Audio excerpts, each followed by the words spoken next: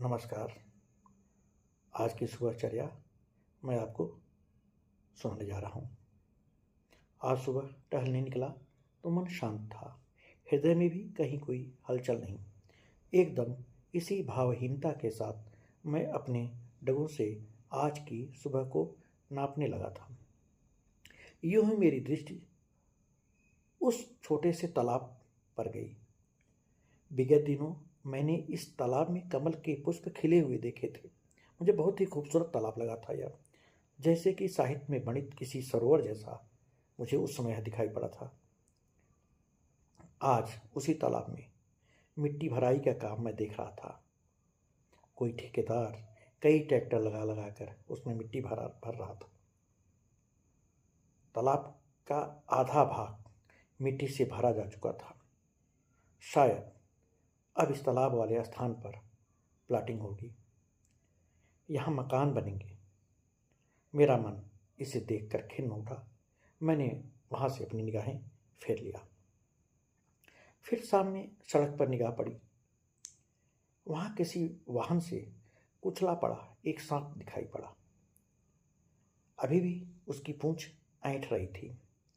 शायद पूंछ में जान बाकी था। मैंने इसे भी नज़रअंदाज कर दिया और आगे बढ़ गया। थोड़ा आगे पहुंचा तो वह छिछला चौड़ा नाला मैंने देखा, बारिश के दिनों में जिसमें मैंने पानी बहते हुए देखा था। फिर सितंबर माह आते आते मैंने उसमें बेशुमार कुमुदनियाँ खिली हुई देखी थी। लेकिन आज वहाँ भी मकान बन रहे थे उस नाले में। वहाँ मिट्टी भर करके उसे समतल करके ये बिल्डिंग बनाए जा रहे थे। अब यहाँ बारिश में न पानी भरेगा और न ही कुमुदनियाँ खिलेंगी। खैर, आज की टहलाई पूरी कर मैं आवास पर लौट आया था। चाय वाय पिया। फिर संस्कृत और सभ्यता शीर्षक किताब जो हाल के ही दिनों में मैंने खरीदा था, उसके 2-4 पन्ने पलटे। मैं अकेलापन चुनता नहीं, स्वीकार करता हूँ।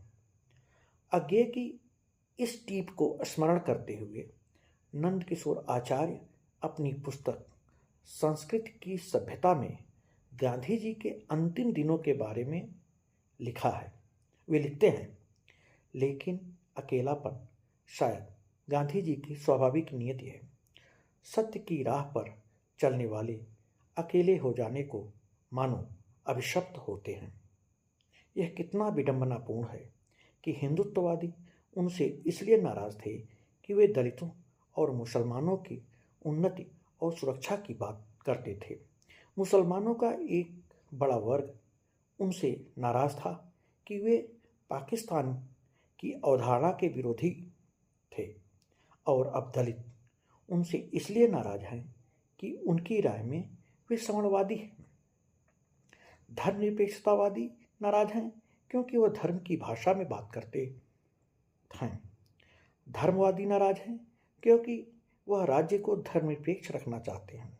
दरअसल गांधी तब भी अकेले थे और आज भी अकेले हैं। ऐसा व्यक्ति सदैव अकेला ही रहेगा जिसे दूसरे केवल अपने लिए इस्तेमाल नहीं कर सके। वह जिस हद तक हमारे लिए सुविधाजनक है उस हद तक आदरणीय है, लेकिन जब उसके विचार या व्यक्तित्व हमारे लिए असुविधाजनक होने लगे तब उसे अकेला छोड़ देने में ही सुरक्षा है, यदि मिटाया ना जा सके। अकेला छोड़ देना भी प्रकारांतर से मिटाना ही है। प्रसाद ने कहीं लिखा है कि उपेक्षा घोर शत्रुता है। पढ़े हुए इस अंश को मैं यहाँ अपनी सुबहचर्या में आपसे इसलिए शेयर कर रहा हूँ कि गांधी जी के अकेलेपन का विश्लेषण करती हुई ये पंक्तियाँ मुझे सटीक लगी। चलते चलते अंत में मैं आपसे कहना चाहता हूँ कि जीवन तो गतिमान होता ही है, लेकिन जो इस गति में इस्तेमाल होने लगता है वह ख़त्म हो जाता है, और जो नहीं वह अकेला। आज की सुबहचर्या समाप्त हुई। धन्यवाद। हम आपसे अगले दिन फिर मिलेंगे।